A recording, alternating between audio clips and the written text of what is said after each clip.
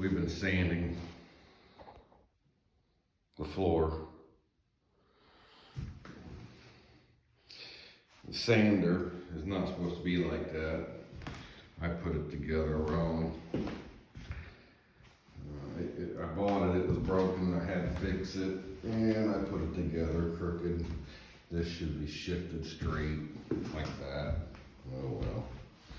It works though. But we've been mostly using this thing to sand with. Hasn't been a very fun sanding project.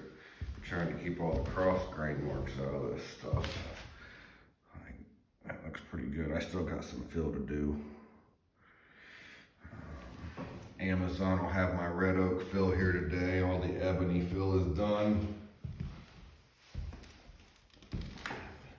There's some, right here you can see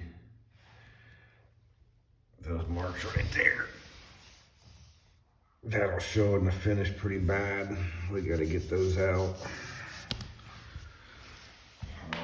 I've been using my belt sander here for the edges. And I don't think it's gonna cut it. I'm gonna have to go rent an edger because you know what we got here, right here. Sitting in the light now. Oh, but it's a little ridge there where I stopped or started the belt sander. And the little belt sander is just not taking it out.